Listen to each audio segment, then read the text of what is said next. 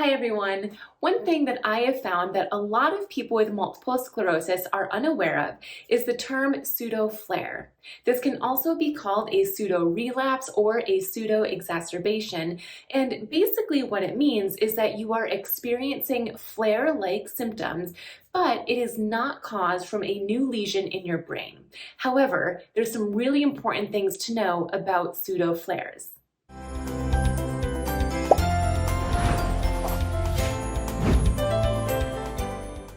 My name is Dr. Gretchen Hawley. I am a physical therapist and a multiple sclerosis certified specialist. I created my YouTube channel in order to help those with multiple sclerosis learn the things that they need to know to champion their life with MS, to feel like you have more control over your life, to feel like you're more confident, motivated, and hopeful.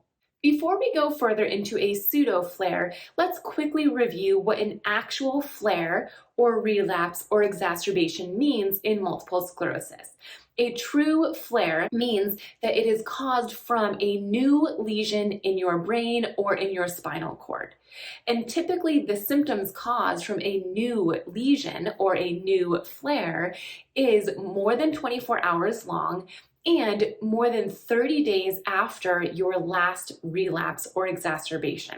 Those are two differentiating factors from a real relapse versus a pseudo-relapse. Pseudo-relapses generally last 24 hours or less, and they can be less than 30 days from your past relapses. Before we go any further, I want you to understand that a pseudo-relapse does not mean that you're faking it. I know that a lot of people hear that word pseudo and it means that it's not real. In this case, it's not that it's not a real relapse or that you're faking it or that you are over-exaggerating something that you're feeling. It truly is a real symptom that you are experiencing. It's just that it's not caused from a lesion in your brain or spinal cord that's brand new to you. What a pseudo-relapse is caused from is something that is happening to you in that moment. Examples of this could be heat. If your core temperature is rising, that can cause a pseudo-flare. Another thing is any type of sickness, a UTI, a cold, a flu. Other things could be stress, medication, and also fatigue. So the best thing that you can do to reduce the symptoms of a pseudo-flare or pseudo-relapse is to get yourself out of that situation. So if you are overheating, if you are exercising, or if you had just showered and it was a warm shower, get yourself into a cooler environment or drink some ice cold water to reduce your core temperature. If the pseudo-flare is caused from stress or an anxiety-producing situation, extract yourself from that situation and do some type of calming of your mind. This could be meditation, it could be coloring in a coloring book, it could be drawing, it could be playing an instrument, it could be anything that calms you down. Most of the times, the thing that will help your pseudo-relapses the most is resting, is stop what you're doing, make sure you're sitting down or lying down and rest. However, the time frame that you need to rest is different for everyone. I know some of my clients can rest for just maybe an hour or so and they feel better. Their symptom is already reducing. But I have other clients who need to take a full day off of work and just take the whole day to rest and relax and rejuvenate. So every person is going to be different and every pseudo-flare is different. If you've experienced pseudo-flares in the past, maybe you had to rest for an hour, but the next one, maybe you need to rest for a few hours or vice versa. So the best thing you can do is listen to your body. Another thing to know is that medications typically do not help with pseudo-flares unless the pseudo-flare is caused from a UTI or some type of infection that requires antibiotics.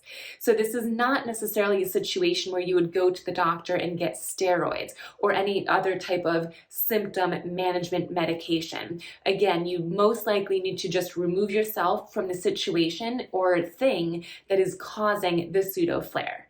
And it does not mean that your MS is progressing or that you're doing something to cause a progression of your MS.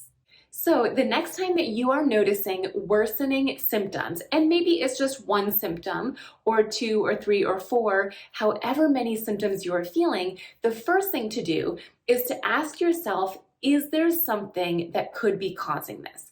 Are you overheating? Or maybe you have cold intolerance and your core temperature has actually lowered too much. So has your core temperature changed at all? If so, reverse it. So if you are overheating, sip some ice cold water, put some cold packs on you. If your core temperature has dropped and you're experiencing cold intolerance, then sip some hot water, bundle up, put some blankets on. If you do feel like the symptom that you are experiencing is fatigue or weakness or poor balance, I would encourage you to think about what you've done over the last 3 to 4 days. Sometimes you would experience something called delayed onset muscle soreness or delayed onset fatigue. And this is caused from something that you did over the last 3 to 4 days that causes symptoms to worsen. Perhaps you overexercised, or you just had a really busy day. You did a lot of cleaning or a lot of errands, something that you did a few days ago, but it's affecting you today.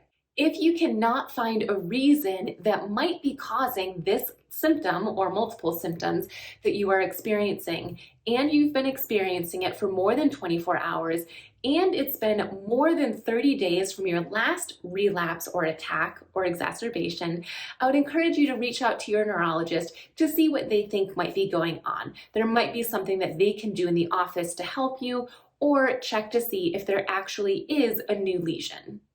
Most importantly, I want you to understand that there is a difference between a true relapse and a pseudo-relapse, and also understand that a pseudo-relapse does not mean that you are faking it or over-exaggerating. It is a true symptom. It's just that it's not caused from a new lesion, it's caused from something else. And the good thing about pseudo-relapses is there is something you can do about it. Thank you so much for tuning in today. I hope you found this video helpful. If you have anything you'd like to learn from me, please drop it in the comments below. I'll see you next time.